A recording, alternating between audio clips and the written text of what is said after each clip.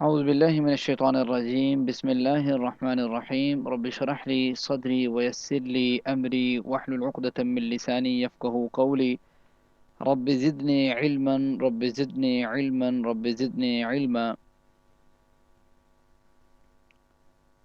امید ہے آپ سب لوگ اللہ تعالیٰ کی توفیق سے خیر و عافیت کے ساتھ اپنی اپنی ذمہ داریاں ادا کر رہے ہوں گے۔ کل ہم نے اللہ تعالیٰ کی توفیق سے دو چار اہم باتوں کو کور کیا تھا، اور کچھ لوگوں کے حصوں کو بیان کیا تھا کہ ان کے حصے کیسے جو ہے وہ تقسیم ہوتے ہیں وراثت کے اصول کے مطابق، جس میں ہم نے بیٹے کا، بیٹی کا، والد کا، والدہ کا، خاوند کا، بیوی کا حصہ جو ہے وہ کیسے تقسیم ہوتا ہے، ان کی ڈیٹیل جو ہے وہ ہم نے جانی ہے۔ اور مجھے امید ہے کہ آپ کچھ نہ کچھ کسی نہ کسی حد تک، بے شک 50% کسی کو سمجھ آئی ہوگی، کسی کو 60، کسی کو 70، کسی کو 80، کسی کو 90، کسی کو مکمل سمجھ آ چکی ہوگی۔ تو ایک کوشش ہے، کاوش ہے کہ آپ لوگوں کو اے بی سی کم از کم جو ہے وہ آنی چاہیے۔ اے بی سی انسان کو آتی ہے تو کوئی غلط کام کرتا ہے تو اس کو فوراً سے شک ہو جاتا ہے کہ یار یہ تو اس طریقے سے نہیں ہے، اس کا کوئی اور میتھڈ ہے تقسیم کرنے کا، یا اصول کچھ اور ہے، تو وہ تھوڑا بہت تگدو کر کے جان لیتا ہے کہ کیا اس کا اصل ہے۔ اگر اے بی سی ہی کسی چیز کی نہ آتی ہو تو دنیا دھوکہ دے کے آگے نکل جاتی ہے۔ اس وجہ سے ہر شخص کے لیے کسی بھی چیز کی اے بی سی سیکھنا بہت ضروری ہے، یعنی اس کی بیسکس سیکھنا بہت ضروری ہے۔ تو آپ لوگ ابھی یہ کچھ نہ کچھ سمجھ رہے ہیں، تو مجھے امید ہے کہ جب بھی کسی بھی معاملے میں، خاندان میں، اڑوس پڑوس میں، آگے پیچھے کہیں پہ بھی جائیداد تقسیم ہو رہی ہوگی تو آپ کو سمجھ آ جائے گی کہ بھائی یہ اصول کے مطابق تقسیم ہوئی ہے یا بغیر اصول، بغیر اصول کے تقسیم ہوئی ہے، بغیر اصل کے۔ سر ویسے ہم نے ابھی تک میری تقریباً 20 سال عمر ہونے والی ہے، ہم نے ابھی تک میری زندگی میں کوئی ایک واقعہ بھی نہیں گزرا اس کا وراثت کا، کہیں بھی میں نے نہ سنا نہ مطلب دیکھا کہ کہیں بھائی وراثت تقسیم ہو رہی ہو کہ اس کا اتنا حصہ اس کا اتنا۔ اچھا، تو اس میں یہ ہے کہ ہوتا ہے اس طرح زندگی میں بہت سی چیزیں پہلی دفعہ دیکھنے کو ملتی ہیں، تو کہیں میرے خیال سے آپ تھوڑا سا شاید آبادی سے الگ رہتے ہوں گے یا خاندان سے کچھ دور ہوں گے، ایسا ہے؟ کمپنی کے بیچوں بیچ میں رہتے ہیں تو سر۔ بھائی دیکھیں نا، فرق ہے نا، پھر دیکھ لیں آپ، فرق تو ہے نا۔ جو خاندان میں رہ رہے ہوتے ہیں یا آنا جانا لگا رہتا ہے بہت زیادہ، اور چیزوں کے اندر انٹرسٹ کی بات بھی ہوتی ہے۔ اچھا، آپ نے کبھی ایسا کیا ہوگا کہ ایک چیز میں آپ انٹرسٹ لینا شروع ہوں گے نا، یا آپ کو ایک چیز کے بارے میں نالج آئے گا، تو کچھ ہی عرصے بعد نا آپ کو وہ چیز بھی نظر آنے لگ جاتی ہے، اس کی اپلیکیشن بھی نظر آنے لگ جاتی ہیں۔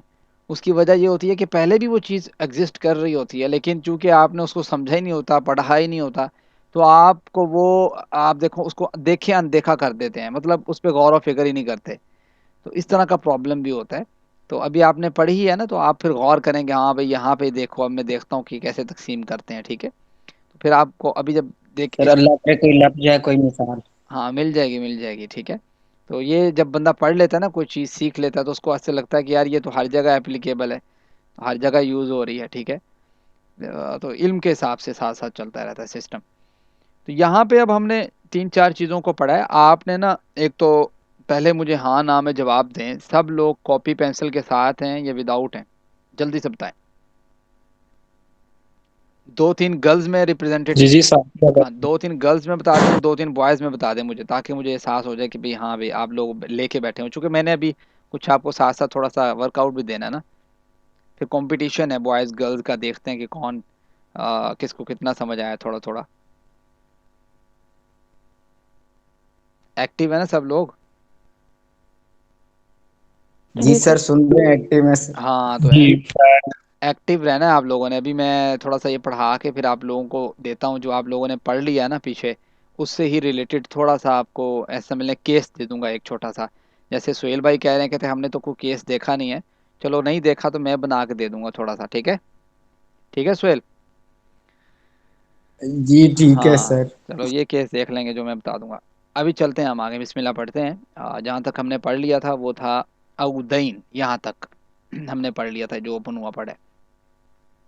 یہاں تک کیس بیان کر دیا تھا اللہ تعالیٰ نے خامند اور بیوی کا کس طریقے سے تقسیم کا معاملہ ہے.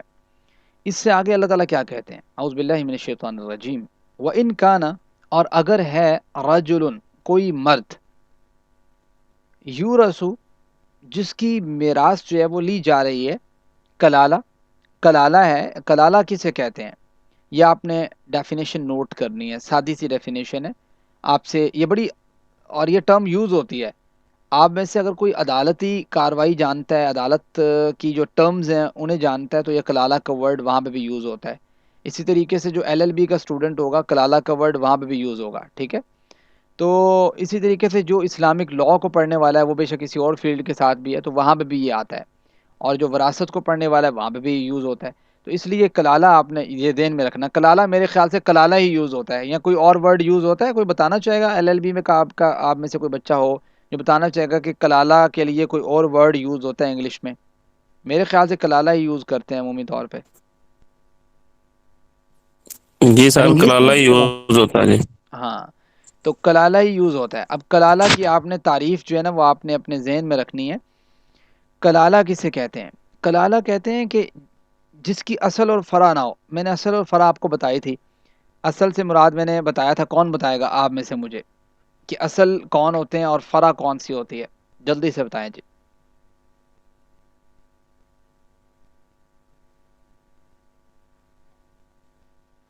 جی اصل میں وہ ہوتے ہیں کہ والد یا والدہ یا دادا دادا کی طرف سے جو نسل چل رہی ہوتی ہے وہ اصل میں آتی ہے. ٹھیک ہے. اور فرع میں جو ہے نا، وہ بالکل یعنی کہ دادا پردادا پوتا اس طرح چلتی ہے وہ والی. تھوڑا سا مسٹیک کر گئے. اصل کہتے ہیں سر فرا میں جی جی جی یہ ہوتا ہے کہ بیٹی اور پوتی، ٹھیک اور ہے. اصل میں والد والدہ دادا دادی نانا نانی. بالکل بالکل اس طرح ہے. اصل جو ہے نا، اصل کہتے ہیں اصل میں جڑ کو. تو مطلب یہ ہوتا ہے کہ باپ دادا پردادا یہ سارا اوپر والی جو چیز ہے یہ اصل ہے. اور فرع ویسے شاخوں کو کہتے ہیں. بات سمجھتے ہیں؟ یعنی جو آپ سے آگے چلتی ہے نا، شاخ آپ سے آگے. تو یہ جڑ تو نیچے ہوتی ہے نا، یعنی نیچے سے کون ہے؟ والد ہے پہلے، پھر بعد میں بیٹا آتا ہے نا، پھر بیٹے کے آگے بیٹے جو فوت ہونے والے ہیں، پھر اس کے آگے بچے جو ہیں وہ فرع میں آتے ہیں. تو سادہ سی ڈیفینیشن یہ ہے کہ اصل آپ کے والد، والد کے والد، اس کے والد، اس کے والد، یہ ساری اصل ہے. اور فرع میں آپ کا بیٹا، بیٹے کا بیٹا، اس کا بیٹا، اس کا بیٹا. ٹھیک ہے. یہ بیٹیاں آپ کی، یہ ساری فرع میں آ جاتی ہیں. تو جس کی اصل اور فرع نہ ہو نا، اس کو کلالہ کہتے ہیں. بات سمجھتے ہیں؟ یعنی جو ایسا شخص جب وہ فوت ہوتا ہے تو اس کا نہ والد ہے نہ اس کی اولاد ہے. اب یہ شخص کلالہ کہلاتا ہے. ٹھیک ہو گیا؟ یہ سادہ سی ڈیفینیشن ہے. کلالہ ایسا شخص ہے جس کا نہ والد ہے نہ اولاد ہے. ہو گئی؟ چلتے ہیں آگے. اب آپ سمجھیں، یہ کیس کلالہ کا کیس ہے، اور یہ کلالہ کا کیس ایک یہاں پہ ڈسکس ہو رہا ہے، اور اسی صورت کے اینڈ میں، سورہ نساء کے اینڈ میں کلالہ کا سیکنڈ پورشن ڈسکس ہو رہا ہے. یہاں پہ کون سا ڈسکس ہو رہا ہے وہ میں آپ کو بتا دیتا ہوں. اللہ تعالیٰ فرماتے ہیں وَإِن كَانَ رَجُلٌ، بھائی ایک ایسا مرد ہے جو فوت ہونے والا مرد ہے نا، اس کی بات ہو رہی ہے. ایسا مرد ہے جو فوت ہوا ہے، یورثو جس کی میراث جو ہے وہ لینے والے کون ہیں؟ کلالہ ہیں. اچھا، اب کلالہ، یہ اب تھوڑا سمجھیے گا. کلالہ کا ورڈ نا دونوں چیزوں کے لیے یوز ہوتا ہے. ایک ہوتا ہے کہ جو بندہ فوت ہوا ہے اس کی اگر اولاد بھی نہیں ہے اور اس کے والد بھی نہیں ہے تو وہ خود کلالہ کہلاتا ہے. دوسرا جو یوز کیا جاتا ہے وہ اس لیے بھی استعمال ہوتا ہے کہ بھائی چلو وہ جو مرد فوت ہوا ہے اس کی اولاد نہیں ہے، اس کا جو ہے نا وہ والد نہیں ہے، اب جو رشتہ دار اس کے وہ بنیں گے حقدار اس کی وراثت کے، انہیں بھی کلالہ کہہ دیا جاتا ہے. میری بات سمجھ رہے ہیں؟ یعنی مرنے والا شخص بھی ایسا کلالہ کہا جاتا ہے اس کو. اور یا پھر وہی جو کلالہ والا بندہ ہے، وہ جو مرتا ہے جس کی اصل اور فرع نہیں ہے، جس کا والد اور بیٹا نہیں ہے یا بچے نہیں ہیں، اس کی جو وارثین ہیں جو بنیں گے بعد میں، ان کو بھی کلالہ کہہ دیا جاتا ہے. تو یہ دونوں ٹرم یوز ہوتی ہیں، اس میں کوئی فرق نہیں ہے. ٹھیک ہے. تو یہاں پہ اللہ تعالیٰ فرماتے ہیں وَإِن كَانَ رَجُلٌ، اور اگر کوئی ایسا مرد ہے جس کی میراث جو لی جا رہی ہے وہ کلالہ ہے، اَوْ امرأۃٌ، یا کوئی ایسی عورت ہے. ٹھیک ہے. یعنی ایسا کوئی مرد فوت ہوا ہے جو کلالہ ہے، یا ایسی کوئی عورت ہے جو کلالہ ہے جو فوت ہونے والی ہے، اس کی وراثت کیسے تقسیم ہوگی؟ اب تو اس کے بیٹا بھی نہیں ہے، اس کے والد بھی نہیں ہے، دو تو آپ اوپر کیس پڑھ کے آئے ہیں. تو اللہ تعالیٰ فرماتے ہیں وَلَهُ، تو اس کے لیے اخن، بالفرض کرتے ہیں اس کا ایک بھائی ہے، یعنی بھائی تو ہے نا بھائی، اب اگر بھائی تو آپ کو پتہ ہے اصل اور فرع میں نہیں آتا، اصل اور فرع میں بھائی نہیں آتا اور نہ بہن آتی ہے، لیکن یہ جو شخص ہے کلالہ، اس کا بھائی بھی ہے، ٹھیک ہے، اس کی بہن بھی ہے، تو ان میں کیسے وراثت تقسیم ہوگی؟ فرمایا اگر ایک بھائی ہے یا ایک بہن ہے تو وراثت تقسیم ہوگی کہ فَلِكُلِّ وَاحِدٍ مِّنْهُمَا السُّدُسُ، تو ہر ایک کے لیے کتنا ہوگا؟ 1/6، 1/6 ہوگا، یعنی 1/6 حصہ ان میں تقسیم ہو جائے گا۔ یہ پہلا کیس ہے، کس کا؟ کلالہ کا۔ اور یہاں پہ اللہ تعالیٰ کہتے ہیں چلو وہ کلالہ ہے جو فوت ہوا ہے، مرد ہے یا عورت، اس کا بھائی ہے یا بہن۔ اب سوال یہ پیدا ہوتا ہے کہ بھائی بھائی اور بہن تو 3 قسم کے ہو سکتے ہیں، بھائی اور بہن 3 قسم کے ہو سکتے ہیں، کون بتائے گا آپ میں سے کہ وہ کون سی 3 قسم کے ہو سکتے ہیں؟ ایک قسم بتائے گا پہلے ایک بندہ، جی جی سر، اللہ یعنی اللہ اللاتی بہن بھائی کسے کہتے ہیں جی؟ شیخ احسان صاحب حقیقی اللاتی بہن بھائی کے بارے میں آپ بتا رہے تھے، اللاتی بہن بھائی کسے کہتے ہیں یہ بتا دیں، پھر میں اگلے بندے سے پوچھتا ہوں۔ جو ماں کی طرف سے ہوتے ہیں۔ نہیں، جن کا والد ایک ہوتا ہے اسے اللاتی بہن بھائی کہتے ہیں۔ اچھا، دوسرا کوئی اور بتا دے۔ سر اخیافی، دوسرا جن کی والدہ ایک ہوتی ہے۔ کیفی ہوگا جی۔ اچھا، اخیافی بہن بھائی بتائیں جی، اخیافی بہن بھائی کون سے ہوتے ہیں؟ ماں کی جن جانب کی سے والدہ ماں، ایک ہوتی ہے ہاں، ماں کی جانب ماں سے۔ کی جانب سے۔ اور تیسری قسم بھی بتائیں ذرا۔ عینی بہن بھائی، سگے بہن بھائی۔ حقیقی ٹھیک ٹھیک ٹھیک ٹھیک، بس یہی میں نے آپ کو بتانا تھا۔ اب آپ کو سمجھ آ گئی کہ بھائی 3 قسم کے بہن بھائی ہو سکتے ہیں، یا تو وہ بہن بھائی عینی ہوں گے، یعنی جن کو ہم حقیقی کہتے ہیں، جو والد بھی ایک ہے، والدہ بھی ایک ہے جن کی۔ دوسری قسم ہے یا تو وہ اللاتی ہوں گے جن کا باپ ایک ہے، ٹھیک ہے۔ تیسری قسم ہے یا تو وہ اخیافی ہوں گے جن کی ماں ایک ہے۔ سوال یہ پیدا ہوتا ہے کہ یہاں پہ کون سے بہن بھائی مراد ہیں؟ آپ میں سے جو بتائے گا، کون بتائے گا مجھے؟ کوئی بتانا چاہے گا؟ اینی ہوں گے سر، ہے نہیں، اینی۔ اور کوئی کچھ بتانا چاہے یا کوئی اچھا تصدیق کرنا چاہے؟ سر، اخیافی بھی تو ہو سکتے کہ والدہ کی جانب سے، مطلب۔ ٹھیک ہے، اور کوئی؟ میں کیوریوسٹی کریٹ کرنے کا مقصد بھی یہی ہے کہ آپ لوگ جب اب میں بتاؤں گا تو آپ لوگ ذہن میں رکھیں گے اسے۔ جی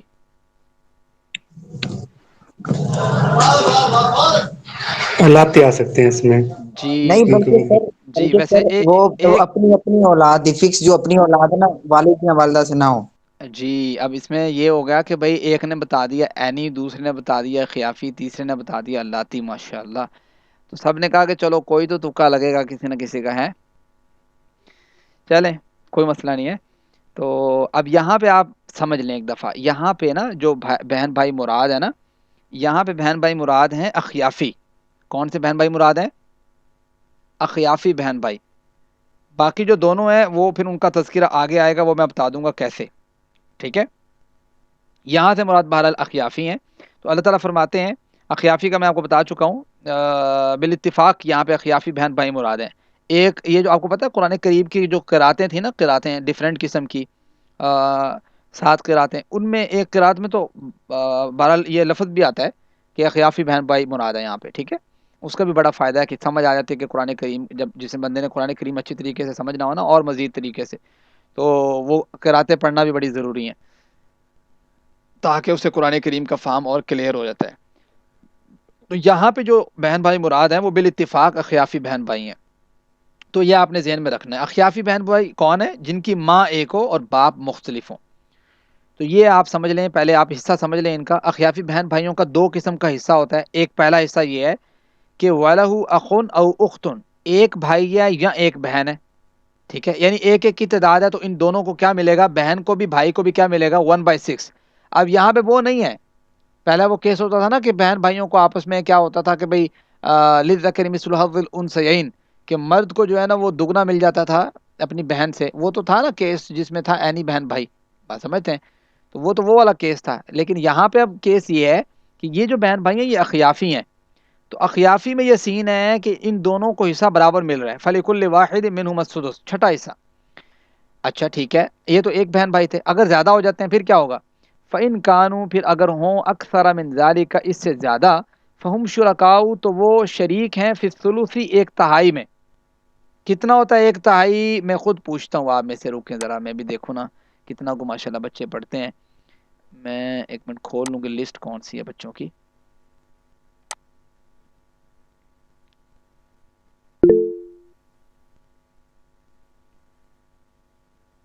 جی یہ حمیرہ ارم. کون ہے حمیرہ ارم؟ یہ ذرا بتائیں.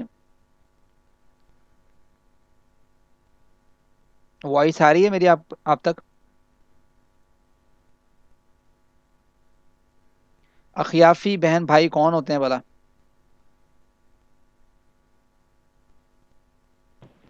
سر جن کی ماں ایک ہو. ٹھیک ہے، مطلب ایکٹیو ہیں تھوڑے سے بچے. تو آپ لوگ ایکٹیو رہیے گا، میں نے درمیان سے پوچھنا ہے آپ لوگوں سے تاکہ آپ لوگ سوئے نہیں یا موبائل رکھ کے نہ بیٹھیں. یہ بہت امپورٹنٹ ایشو ہے. یہاں پہ میں آپ کو یہ بتانا چاہ رہا ہوں کہ سوری میں پوچھنا اصل میں یہ تھا کہ یہ الثلث ایک تہائی کتنا ہوتا ہے، یہ میں نے پوچھنا تھا. یہ چلے میں دوسرے کسی بچے سے پوچھ لیتا ہوں.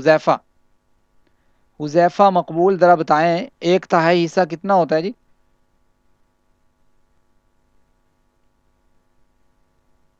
حذیفہ آواز آ رہی ہے میری آپ تک؟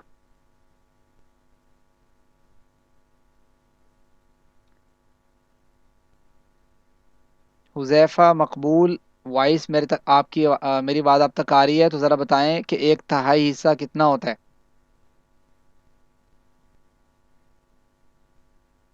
ٹھیک ہے. ماریہ احمد آپ بتا دیں ایک تہائی حصہ کتنا ہوتا ہے.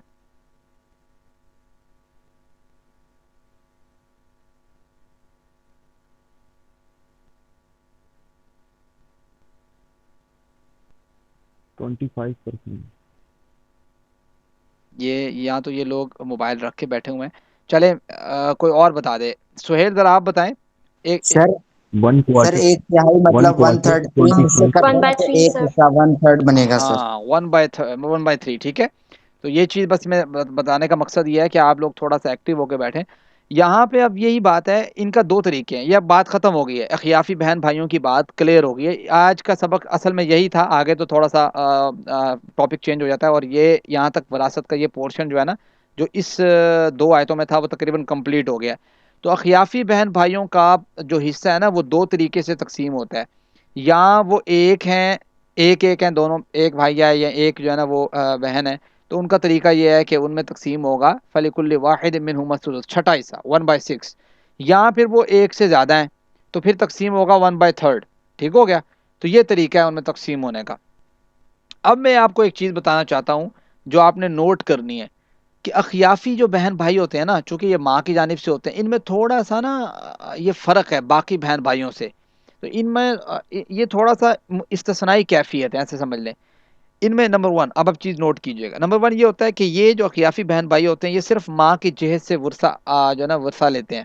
یعنی ترکہ ان کو ماں کی جہت سے ملتا ہے. ماں اگر فوت ہوتی ہے نا تو وہاں سے ان کو ترکہ ملتا ہے، کیونکہ یہ ہوتے کہاں سے ہیں؟ ماں کی جانب سے ہوئے نا. تو ماں کی جانب کی وجہ سے ان کو ورثہ بھی ماں کی جانب سے ملتا ہے. دوسری چیز، ان میں جب ورثہ تقسیم ہوتا ہے نا، جب ان میں ترکہ تقسیم ہوتا ہے تو مرد اور عورت کو مساوی ملتا ہے. یہ آپ نے دیکھا نا ابھی اوپر ان میں کیا ہو رہا ہے کہ ایک ہے، ایک بہن ہے ایک بھائی ہے. تو تقسیم کیسے ہو رہی ہے؟ دونوں کو ایک جتنا مل رہا ہے 1/6. اچھا جب ایک سے زیادہ ہیں دونوں تو دونوں کو 1/3 مل رہا ہے. تو ان میں یہ کیفیت یہ ہے کہ یہ باقیوں سے الگ تھلگ اس لیے ہیں کہ دوسرا معاملہ یہ ہوتا ہے کہ ان مرد اور عورت میں مساوی حصہ تقسیم ہوتا ہے. نمبر 3 جو آپ نے پوائنٹ نوٹ کرنا ہے وہ یہ کہ ان کو صرف میت کے نا کلالہ ہونے کی صورت میں حصہ ملتا ہے. اگر میت کلالہ ہے نا، اب دیکھ رہے ہیں نا یہ کلالہ ہے اوپر کہ بھائی اگر جو فوت ہونے والا شخص ہے نا اس کا اصل بات سمجھتے ہیں، یہ بندہ جو ہے فوت ہوا ہے اس کی اصل اور فرع نہیں ہے، یعنی اس کا اپنا جو عینی بیٹا سمجھ لیں، ٹھیک ہے، سوری اس کا بیٹا سمجھ لیں یا اس کا والد سمجھ لیں، وہ نہیں ہے. اب وہ دیکھیں گے اس کے جو ہے نا وہ بہن بھائی ہیں یا نہیں ہیں. پھر اس میں دیکھیں گے کہ کون سے بہن بھائی ہیں. اب یہ میت کلالہ ہوگی تو ان کو حصہ ملے گا، یہ جو اخیافی بہن بھائی ہوتے ہیں. اور تیسری چیز چوتھی چیز، سوری 3 تو ہوگی نا. چوتھی چیز یہ ہے کہ اخیافی بہن بھائی جتنے مرضی ہوں، بے شک 25 ہوں، بے شک 20 ہوں، بے شک 15 ہوں، بے شک 10 ہوں، ان میں 1/3 سے زیادہ حصہ تقسیم نہیں ہو سکتا. یہ دیکھ رہے ہیں نا آپ، کیس دیکھ رہے ہیں، اب یہ پڑھ رہے ہیں ولی فَإِن كَانُوا أَكْثَرَ مِن ذَلِكَ فَهُمْ شُرَكَاءُ فِي الثُّلُثِ. اچھا کوئی بھی چیز ہے نا ابتدا میں تھوڑی مشکل لگتی ہے، آپ کو فیل ہوگا کہ یار یہ تھوڑا سا نا کمپلیکیٹڈ ہے. دیکھو بھی ہر کسی کو ہوتا ہے، ایسا نہیں ہے کہ مجھے جب میں نے فرسٹ ٹائم پڑھا تو مجھے نہیں ہوا، ہر کسی کو ہوتا ہے. لیکن یہ ہے کہ میں جتنی دفعہ اس کو ریپیٹ کروں گا انشاءاللہ آپ کے لیے اور آسانی ہو جائے گی. تو یہ ہم نے کافی دفعہ اس کو ریپیٹ بھی کیا چیزوں کو. تو یہ دوبارہ جب ہم کیس ڈسکس کریں گے تو ابھی میں آپ کو کویشچن دوں گا تو آپ کو کلیئر ہوتا جائے گا تھوڑا تھوڑا نا. پھر آپ کہو گے یار یہ تو ہمیں آتا ہے، یہ تو ہمیں تقسیم کرنا آ گیا. لیکن شرط یہ ہے کہ آپ لوگ ایکٹیو بیٹھے ہوں، پھر ہوگا نا. اگر دیکھو نا میں بولی جاؤں، میں بتائی جاؤں تو اس کا تو کوئی فائدہ نہیں ہے. ہاں فائدہ تب ہے کہ جب آپ سب لوگ میرے ساتھ دے رہے ہیں اور ایکٹیو بیٹھے ہوئے ہیں، اور جو آپ کو نہیں سمجھ آ رہی ہے آپ فوراً کویشچن کر رہے ہیں، تو یہ چیز ہے. اب یہاں پہ ہے فَإِن كَانُوا أَكْثَرَ مِن ذَلِكَ. تو یہ 4 اہم پوائنٹ ہے خیافی بہن بھائیوں کے بارے میں جو میں نے آپ کو لکھوانے تھے، کہ ان کو صرف ماں کے جہیز سے ورثہ ملتا ہے. دوسرے نمبر پہ یہ مرد اور عورت ان میں مساوی تقسیم ہوتا ہے. تیسرے نمبر پہ یہ کلالہ ہونے کی صورت میں ان کو ترکہ ملتا ہے. چوتھا یہ ہوتا ہے کہ یہ جتنے مرضی زیادہ ہوں تو یہ 1/3 سے زیادہ ان میں تقسیم نہیں ہو سکتا. تو آگے چلتے ہیں، یہاں تک بات کمپلیٹ ہو گئی. اللہ تعالیٰ فرماتے ہیں یہ سارا جو تقسیم ہوگا نا معاملہ، یہ کب ہوگا؟ من بعد وصیہ، وصیت کے بعد، یوصا وصیت کی جائے گی، بہا جس کی، او دین یا قرض کی ادائیگی کے بعد. یہ سارا جو ترکہ تقسیم ہونا ہے کہ بھائی یہ تو قرض اور وصیت کے بعد ہی ہوگا. دیکھو یہ قرض اور وصیت کی جانب یہاں پہ لوٹ رہا ہے غیر مضار. ٹھیک ہے، یہ دونوں چیزیں جو ہے نا دونوں پہ اس کا عکس پڑ رہا ہے غیر مضار. یہ وصیت بھی اور دین بھی یہ نقصان پہنچانے والا نہیں ہونا چاہیے. قرض کا معاملہ بھی اور وصیت کا معاملہ بھی نقصان پہنچانے والا نہیں ہونا چاہیے. آپ میں سے کون تھوڑا سا مجھے گیس کر کے بتائے گا کہ وصیت یا قرض کیسے نقصان پہنچا سکتی ہے؟ تھوڑا سا گیس کریں ذرا. Any one? پہلے وصیت سر کا، وہ ایسے ہے نا کہ پہلے وصیت کا بتائیں. اگر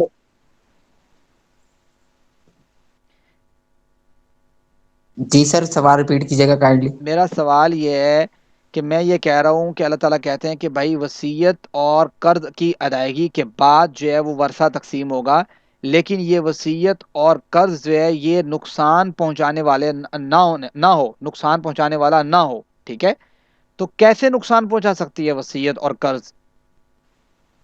سر یعنی وصیت اور قرضے میں ہی مطلب سارا کچھ ختم ہو جائے، پیچھے کچھ بچے ہی نہ اس کے لیے. ٹھیک ہے، اور کوئی بتائے ذرا. سر وصیت کا تو یہ ہو سکتا ہے کسی غلط کام کی وصیت کی جائے، جیسے مطلب وصیت کا ہم نے یہ دیکھا تھا کہ جائز کام کی وصیت ہونی چاہیے، مطلب کچھ ایسا نہیں ہونا چاہیے جس سے کسی کو کوئی نقصان پہنچتا ہو مالی لحاظ سے یا جسمانی لحاظ سے کسی بھی طرح سے.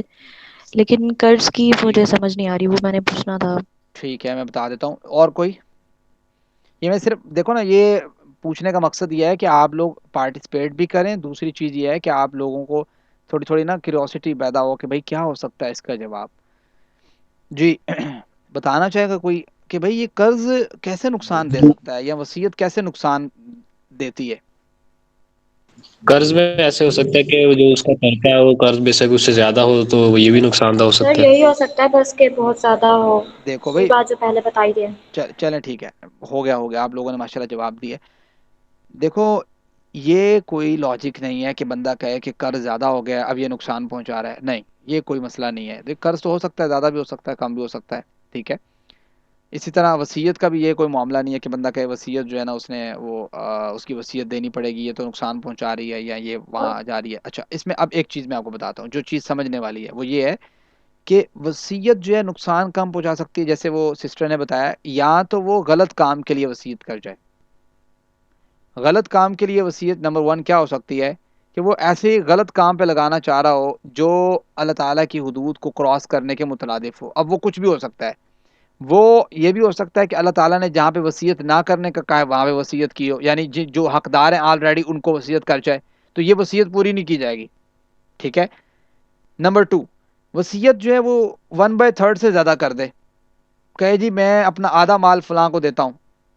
اگرچہ اس نے صحیح جگہ پہ وصیت کی ہے، وہاں پہ جائز بھی تھی وصیت، لیکن اس نے چونکہ وصیت کی وہ میکسیمم لمٹ کو کراس کر گیا تو یہ کیا ہے؟ یہ غیر مضار، یہ مضار ہے نا، غیر مضار نہیں ہے، یہ تکلیف پہنچانے والا ہے. ٹھیک ہے، اس وجہ سے اس وصیت کو کمپلیٹ نہیں کیا جائے گا، اس وصیت پر عمل درآمد نہیں ہوگا، ٹھیک ہو گیا۔ پھر ایک چیز ہے دین، قرض۔ قرض کس طریقے سے نقصان پہنچا سکتا ہے؟ مرنے والا شخص نا، وہ اینڈ میں جب مرنے والا ہوتا ہے وہ پتہ کیا کہے، وہ جان بوجھ کے کہے کہ میں نے تو اپنے فلاں بیٹے کے 2 لاکھ روپے دینے تھے، میں نے تو اپنے فلاں بیٹے کے 5 لاکھ دینے تھے، یا کہہ دے کہ میں نے تو فلاں بندے کے اتنے پیسے دینے تھے، صرف اس مقصد کے لیے کہ فلاں میرا جو بیٹا ہے اس کو اتنا مال نہ ملے، یا فلاں کو کم ملے، یا فلاں شخص جو ہے وہ اس نے میری خدمت نہیں کی اس کو اتنا ہو جائے۔ تو اگر کوئی ایسا صورتحال بھی بنے گی تو یہ بھی کیا ہے، مضار کے اندر ہے، یا بھی یہ بھی نقصان پہنچانے والا قرض ہے، جو جھوٹا قرض ہے، اصل میں وہ قرض تھا ہی نہیں۔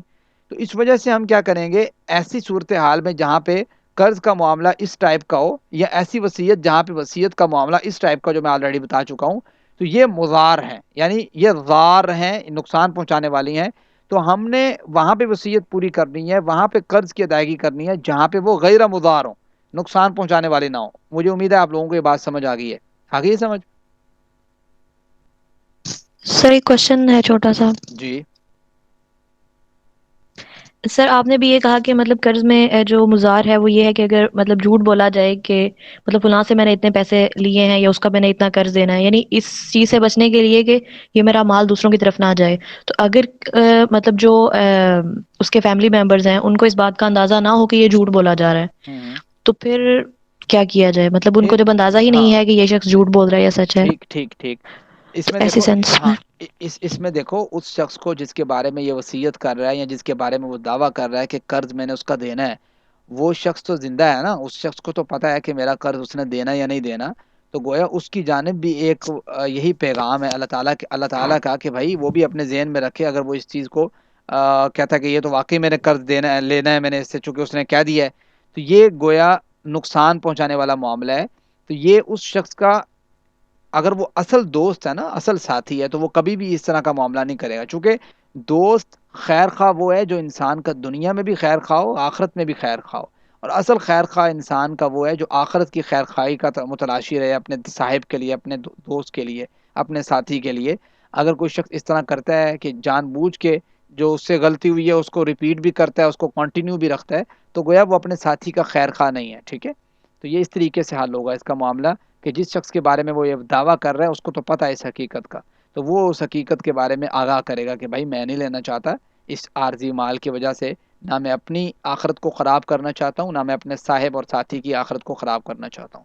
تو ممکن ہے اس عمل کی وجہ سے وہ شخص جس نے غلط وہاں پہ دعویٰ کیا تھا مرنے کے وقت، اس کی عذاب میں تخفیف کر دی جائے۔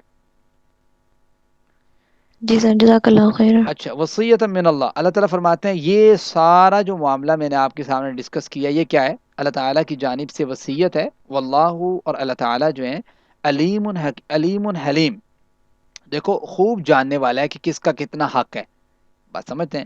حلیم، بردبار بھی ہے اللہ تعالیٰ، ٹھیک ہے۔ یہ ساری چیزیں آپ نے جب بھی سولو کرنی ہے، آپ نے بھی بردباری کے ساتھ سولو کرنی ہے، آپ نے بھی اس کا حل جو ہے لڑائی جھگڑا فساد کے ساتھ نہیں کرنا، بلکہ جب بھی وراثت کی تقسیم کا معاملہ آتا ہے تو جو جس کا جتنا حق بنتا ہے، کم ہے یا زیادہ، جیسے پیچھے آپ نے آیت مبارکہ پڑھی تھی نا، للرجال نصیب مما ترک الوالدان والاقربون وللنساء نصیب مما ترک الوالدان والاقربون مما قل منہ او کثر، کہ بھائی زیادہ حصہ بنتا ہے تب بھی آپ نے دینا ہے، کم حصہ بنتا ہے تب بھی دینا ہے۔ ایسا نہیں ہے کہ آپ نے کہنا ہے کہ 2-4 ہزار لے کے کی کرنا ہے، ٹھیک ہے، وہ کام نہیں ہے، جتنا بھی بنتا ہے بھائی آپ نے دینا ہے، یہ معاملہ ہے۔ تو اللہ تعالیٰ فرماتے ہیں تلک حدود اللہ، دیکھو بھائی ہر چیز میں، ہر ادارے میں، ہر معاملے میں، ہر جاب میں، ہر ملک میں ایک باؤنڈری ہے ہر چیز کی، اس کو آپ کراس نہیں کر سکتے۔ اللہ تعالیٰ نے بھی اسی طریقے سے یہ جو سارا طے کیا معاملہ وراثت کا، یہ اللہ تعالیٰ کی باؤنڈریز ہیں، اسلام کی حدود ہیں، ٹھیک ہے۔ اللہ تعالیٰ فرماتے ہیں وَمَن يُطِعِ اللَّهَ وَرَسُولَهُ، جو شخص بھی اللہ تعالیٰ کی اور اس کے رسول کی اطاعت کرے گا ان معاملات میں، تو گویا سمجھ یہ آ رہی ہے کہ اگر یہاں پہ کوئی مسئلہ سمجھ نہیں آتی تو ہم رجوع کریں گے اللہ تعالیٰ کے رسول کی جانب کہ اللہ کے رسول نے اس معاملے کو کیسے سولو کیا ہے۔ تو ایسا نہیں ہے کہ آپ کہیں کہ میں نے تو صرف قرآن کو ماننا ہے اور میں نے حدیث کو ماننا ہی نہیں ہے، ایسا نہیں ہے۔ قرآن کو ماننا اور صرف اور حدیث کو نہ ماننا گویا قرآن کا ہی انکار ہے، تو وہ قرآن کو ماننا بھی نہیں ہے، بات سمجھتے ہیں؟ تو آپ نے جب قرآن کریم کو سمجھنا ہے تو قرآن کریم یا تو خود آیت مبارکہ کی خود تشریح کر دیتا ہے کسی کی، یا قرآن کریم کی تشریح، قرآن کریم کی توضیح اللہ کے رسول وسلم کی احادیث صحیحہ کے اندر موجود ہے، ٹھیک ہے، یا پھر صحابہ کرام کے عمل کے ذریعے وہ بات ہم تک پہنچ جاتی ہے، وہ بھی حدیث مبارکہ کا حصہ بن جاتی ہے نا۔ تو جو حدیث کی ہم کیٹیگری کرتے ہیں کہ یہ حدیث جو ہے وہ ہے، یہ ہے، یہ ہے، یہ ہے، اس میں اقسام آ جاتی ہیں، وہ ایک لمبی تفسیر ہے۔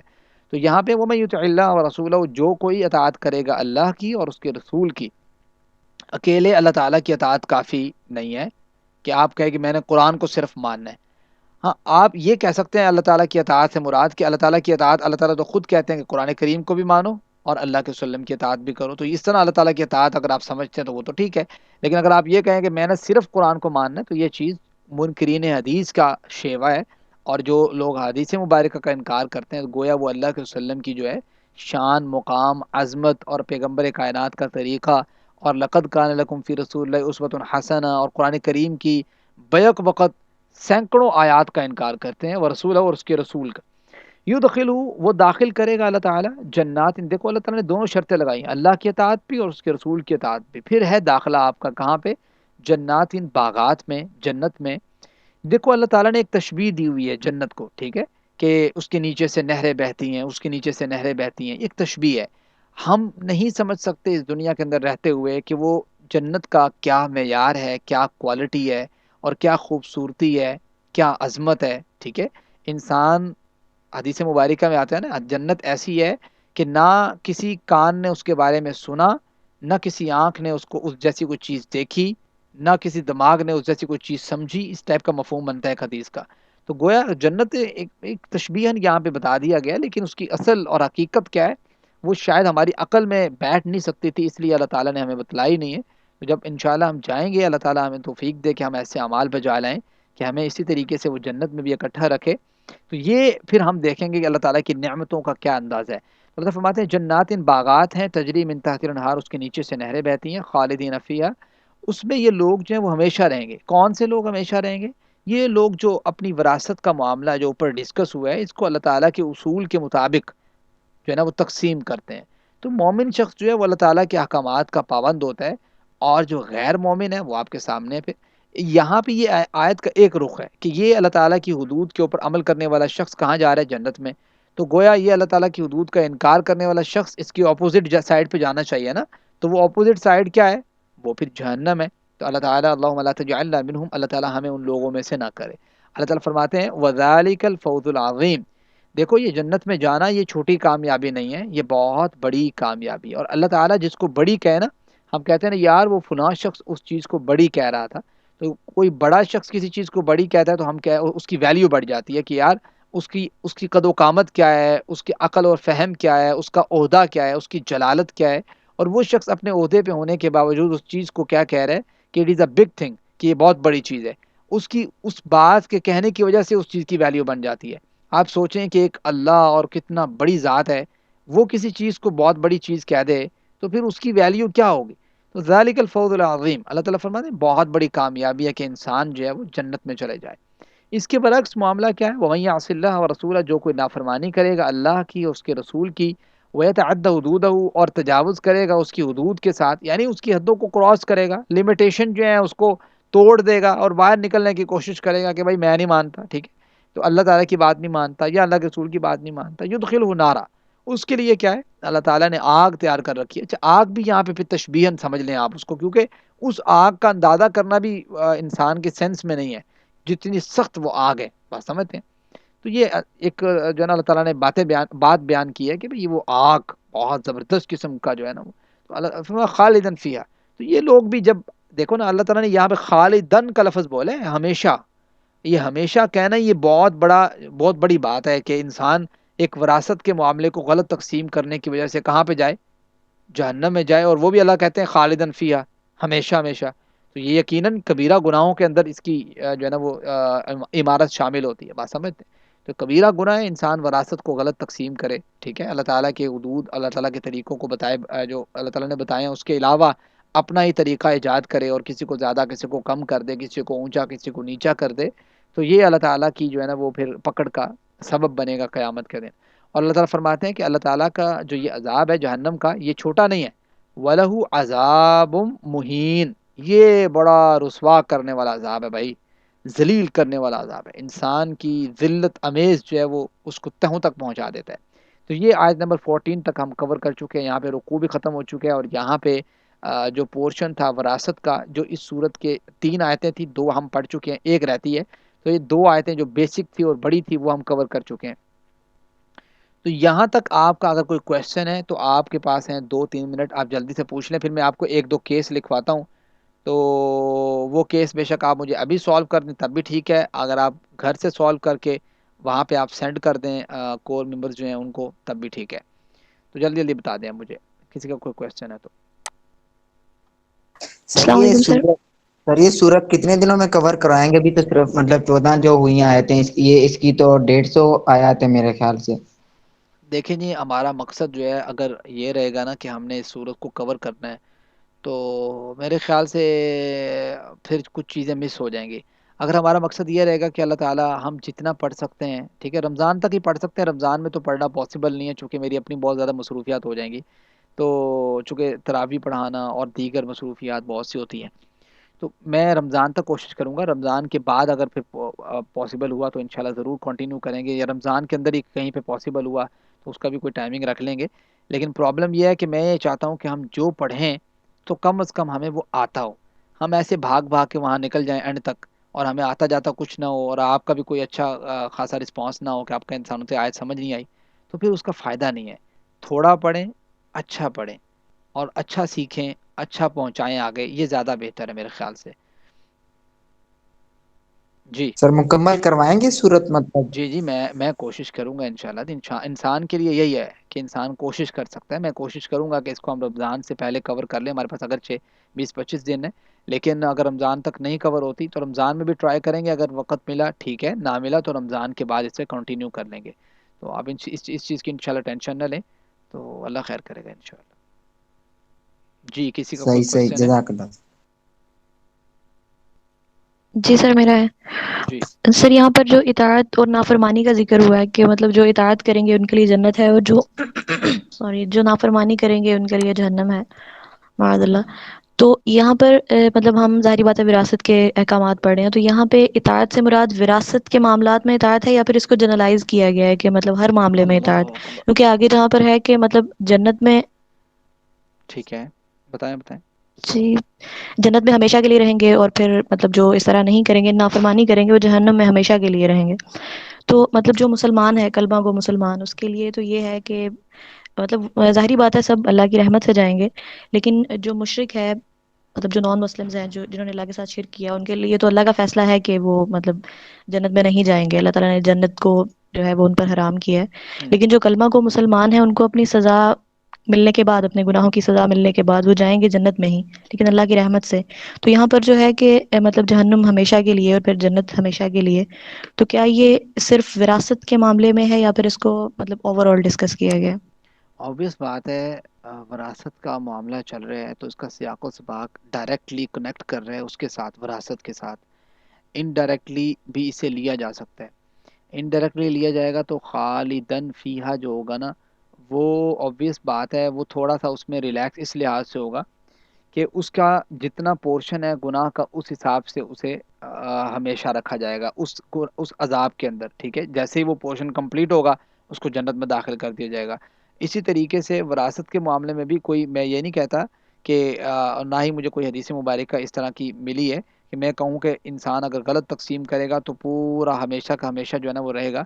ہمیشہ ہمیشہ کا معاملہ میرے خیال سے صرف توحید اور شرک کے بیس کے اوپر ہوگا، جیسے قرآن کریم کہتا ہے ان اللہ لا یغفر ان یشرک بہ ویغفر ما دون ذلک لمن یشاء، اللہ تعالیٰ چاہے گا تو معاف کر جی دے گا، اس کے علاوہ کوئی پرابلم ہوگا، ہاں، لیکن جس شخص نے شرک کیا ہوگا اللہ تعالیٰ اسے معاف نہیں کرے گا، یہ اللہ کا اصول ہے۔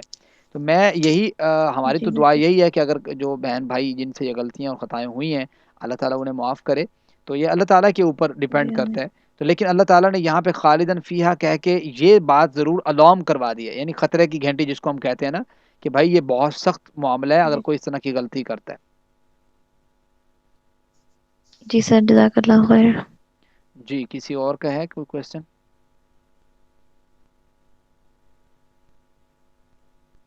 سر جو شرک کر کے توبہ کرے جیسے مسلمان ہو جاتے ہیں لوگ پھر کلمہ پڑھ کے، ان کے لیے رعایت ہے یا پھر وہ بھی ان کو بھی چکھایا جائے گا؟ obvious بات ہے سر، کہاں بیٹھے ہوئے ہیں؟ شرک کے بعد جو ہے نا، جو توبہ کر لینا تو اس کے لیے معافی ہے۔ صحابہ کرام جو ابتدا میں جو آپ کو پتہ ہی ہے کہ جو مشرکین مکہ تھے، جو اسلام بعد میں جنہوں نے قبول کیا ہے، تو ظاہری بات ہے وہ پہلے شرک میں مبتلا تھے بہت سے لوگ، تو پھر بعد میں انہوں نے اسلام قبول کیا۔ قرآن کریم خود کہتا ہے، قرآن کہتا ہے کہ جب انسان اللہ تعالیٰ سے معافی مانگ لے سچے دل کے ساتھ اور اسلام قبول کر لے، اسلام بذات خود جو ہے وہ کفارہ ہے پچھلے تمام گناہوں کا، بات سمجھتے ہیں؟ اسلام قبول کرنا بذات خود کفارہ ہے پچھلے تمام گناہوں کا۔ پھر یہ تو چلو ٹھیک ہے، اب آپ کہو گے اب تو مسلمان ہونے کا انسان دعویٰ کرتا ہے پھر شرک کرتا ہے، تو پھر انسان کا شرک کو چھوڑنا ہی انشاءاللہ وہ اس بات کا متقاضی ہے کہ اس کے پچھلے گناہ اللہ تعالیٰ معاف فرما دیتا ہے۔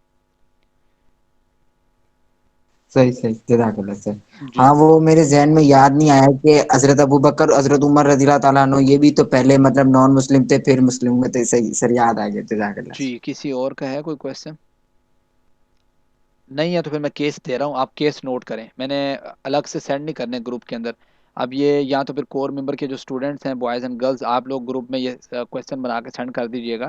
کویشچن آپ کے سبق سے ریلیٹڈ ہوں گے، آپ قرآن کریم کھول کے لکھیے گا، اپنے نوٹس کھول کے لکھیے گا نا، تو انشاءاللہ مجھے امید ہے کہ آپ کے کچھ بہتر ہوں گے۔ کل پھر ہم اسے ڈسکس بھی کر لیں گے کہ دیکھیں گے کہ کس بچے نے صحیح لکھا ہے۔ آپ کے پاس کل 12 بجے تک کا ٹائم ہوگا، 12 بجے آپ شیئر کر دیں گے۔ 12 بجے کے بعد جو ہے وہ ہم آپ کا رسپانس قبول نہیں کریں گے، اس کی وجہ یہ ہے 12 تک آپ شیئر کر دیں گے تو میں تھوڑا ٹائم نکال کے کسی بھی ٹائم میں نا، چلے 12 کے بعد آپ کر لیں، 2 تک کر لیں، 2، ہاں 2 تک کر لیں، 2 تک آپ شیئر کر دیجئے گا کور ممبر کے اسٹوڈنٹس کو۔ تو اس کے بعد یہ ہوگا کہ ایک منٹ رکیے گا، ہاں اس کے بعد یہ ہوگا کہ میں تھوڑا دیکھ لوں گا۔ سر رات کو نہیں دوپہر آپ کو ابھی دے رہا ہوں نا میں، تو آپ نے کل دوپہر 2 بجے، سر یونیورسٹی بھی نکالتا ہے۔ زیادہ لینتھی نہیں ہے نا، کل دوپہر 2 بجے تک آپ نے پورا کیس نہیں بنانا، صرف آپ نے حصے بتانے ہیں۔ آپ نے یہ نہیں بتانا کہ اس کو 2 لاکھ آئے گا، 5 لاکھ آئے گا، 6 لاکھ آئے گا، نہیں، صرف حصہ بتانا ہے آپ نے۔ تو میں پھر کل ڈسکس کر لوں گا سبق کے اندر ہی کہ کس بچے نے جو ہے نا وہ صحیح لکھا ہے اور کس نے غلط لکھا ہے، ٹھیک ہے؟ 2 4 بچے دیکھ لیں گے، جو صحیح لکھا ہوگا ان کا بتا دوں گا، باقی غلط کا نہیں بتاتا۔ چلو لکھیں ذرا کیس آپ کا پہلا جو میں نے یہاں پہ نوٹ کیا ہے آپ لوگوں کے لیے، کوئی بھی بندہ فوت ہوا ہے، ٹھیک ہے، عورت فوت ہوئی ہے، سمجھ لیں، ظاہری بات ہے۔ تو ظاہری بات میں نے اس لیے کہا ہے کہ بھائی میں جو کیس بتانے لگا ہوں اس میں خاوند آ رہا ہے، اس لیے کہا ہے، کوئی بندہ اس کو غلط نہ لے۔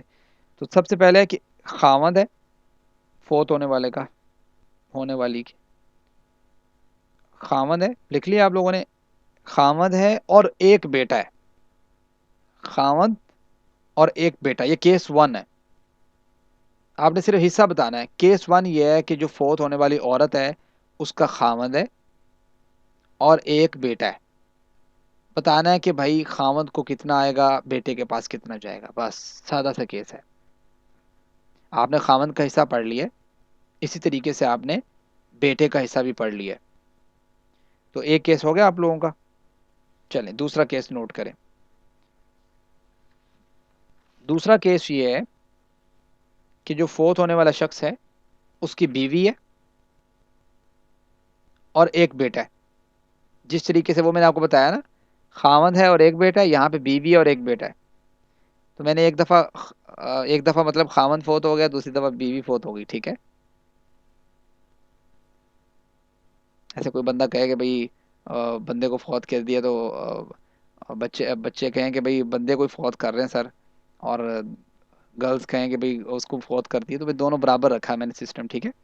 تو آپ ایک کیس ہے کیس 1 خاوند اور بیٹا ایک، دوسرا کیس ہے بیوی اور بیٹا، تیسرا کیس نوٹ کریں۔ تھوڑا سا آپ دماغ لڑائیں، ہو جائے گا، بالکل آسان ہے۔ تیسرا کیس یہ ہے، اور یہ تیسرا اور آخری کیس ہے جو آپ نے تھوڑا سا سولو کرنا ہے، صرف آپ نے حصہ بتانا ہے کہ اس کو حصہ کتنا ملے گا۔ اگر کسی کو ایک حصہ مل رہا ہے اور آپ دیکھتے ہیں کہ باقی سارے کا سارا دوسرے کو جا رہا ہے، تب بھی آپ ایسے لکھ دیں گے، جس کو ہم اسبا کہتے ہیں نا، اسبا کہتے ہیں، تو آپ میں تھوڑا ہنٹ دے رہا ہوں آپ لوگوں کو، تب اسبا لکھ دیں گے۔ اگر کسی کو حصہ آ رہا ہے تو حصہ لکھ دیں گے۔ چلیں اب تیسرا کیس آپ نوٹ کریں۔ تیسرا کیس ہے والد ہے فوت ہونے والے کا، والدہ ہے، بیٹا ہے اور ایک بیٹی ہے، بیٹا اور بیٹی، ٹھیک ہے، بیٹا ایک بیٹی۔ تیسرا کیس دوبارہ سن لیں، والد، والدہ، ایک بیٹا ایک بیٹی۔ چلیں یہ آپ لوگوں کا ہے، ایسا سمجھ لیں کہ اسائنمنٹ ہے، آپ لوگوں نے اسائنمنٹ کوئی بہت زیادہ لمبی نہیں ہے، بس آپ لوگوں نے تھوڑی سی سالو کر لینا ہے، اسے تھوڑا سا دیکھ لینا ہے کہ بھئی یہ کیسے سالو ہوگا، صرف آپ نے حصے لکھنے ہیں اور زیادہ لمبا آپ نے اس کو نہیں لے کے جانا، ٹھیک ہے۔ تو آپ مجھے بتا دیں اگر کسی کو اس جو میں نے آپ کو اسائنمنٹ دیا نہیں سمجھ آئی تو بتا دیں جلدی سے، آگئی سمجھ؟ جی سہیل آپ جی آ گئی ہے سمجھ۔ سہیل آپ نے لکھ سر لیا؟ انشاءاللہ کوشش کریں گے سر جی، لکھ لیا، کوشش کریں گے انشاءاللہ۔ ہاں چلیں، اللہ خیر کرے گا انشاءاللہ۔ آپ سب لوگ دعا پڑھیں، سبحانک اللہم و بحمدک نشہد ان لا الہ الا انت نستغفرک و نتوب الیک۔ جی السلام علیکم ورحمۃ اللہ وبرکاتہ۔